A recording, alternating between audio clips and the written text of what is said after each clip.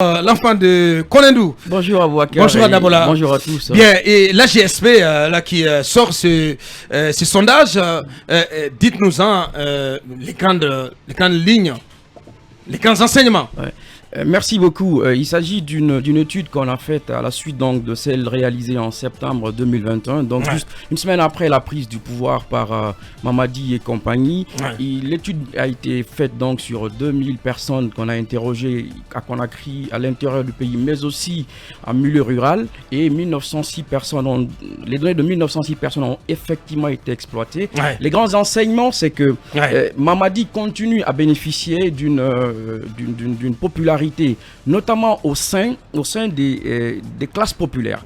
Popularité à hauteur de combien? 62%. 62%, c'est tout le contraire du sondage de StatView qui parle d'une dégringolade. Effectivement, il y a quelque chose à préciser. Donc là, c'est deux sondages qui donnent des résultats contraires. Oui, en fait, dans les 62%, il y a quelque chose qu'il faut préciser. C'est que vous avez ceux qui ont très confiance en Mamadi, ceux qui ont simplement confiance à Mamadi. Et ceux qui ont très confiance à Mamadi sont autour de 26%.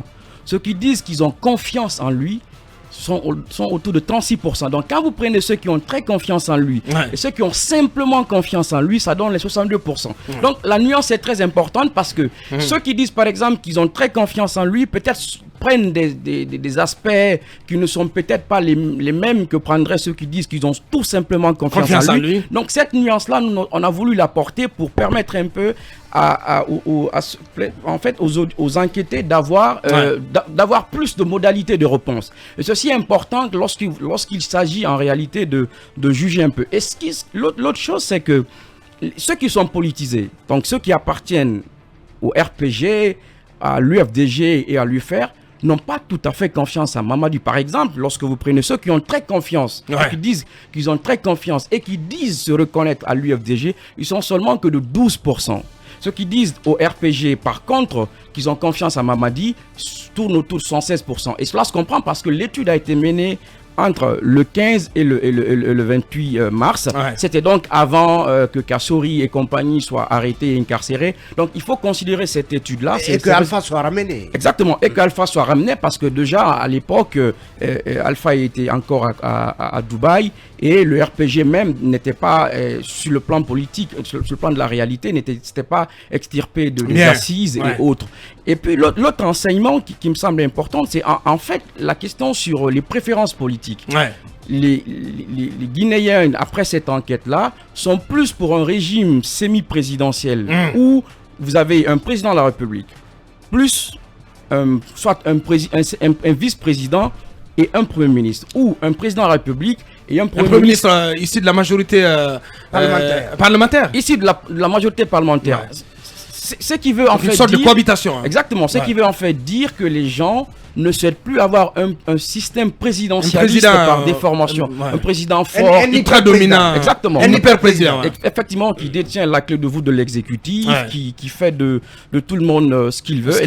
Et ceci se rapporte un peu peut-être à un constat qui a été fait sous Alpha Condé récemment, et puis sous Conté, vous savez, sous Conté, il est resté longtemps à des moments où de son gré, il nommait soit un premier ministre ou il n'en nommait pas.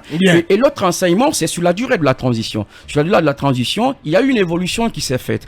L'enquête en septembre, les gens étaient autour d'un an et demi, d'un an et pas plus. Cette étude révèle qu'il y a une évolution, les gens ne souhaitent pas que cela soit seulement réduit à une seule année. Ils donnent au maximum 2 ans. 2 ans. Donc, on ne leur a pas demandé à quel moment cela doit commencer. Est-ce que ça doit commencer en septembre, à partir du 5 septembre, ou à partir de l'installation du CNT. Effectivement. Et là-dessus, c'est autour de près de 70% de gens qui veulent. Et on va mettre ça au révélateur du rapport du CNT, parce que le CNT qui est allé aussi consulter les populations à la base pour prendre le pouls de leurs aspirations, notamment sur la durée de la transition, la durée et le contenu de la transition.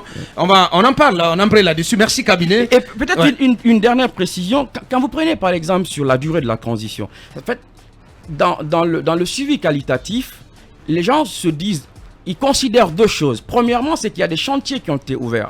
Ils estiment que le CNRD n'ira pas comme ça. Et ils sont dans une forme de réalisme qui consiste à dire que Mamadi étant venu avec ses copains, ils n'iront pas comme ça, comme s'ils étaient des enfants de cœur. Comment ça, ils n'iront pas comme ça? Non, en fait, ils n'iront pas au bout d'un an. Ils sont dans une forme de réalisme. Oui, donc ils disent, bon, parce qu'il faut quand même poser des bases. Exactement. Ouais. Et ceci se révèle un peu dans la volonté des enquêtés que l'on poursuit, par exemple, la récupération des biens de l'État, que l'on travaille plus à donc améliorer les conditions de vie. Mais l'autre priorité importante, c'est qu'à la suite donc de cette transition, qu'une élection soit organisée et qu'un président élu soit porté à la tête de la Guinée. Bien dit, cabinet. Donc, sur les grands enseignements de ce sondage, de cette enquête d'opinion qui a été menée par la GSP, donc avec l'appui de NDI.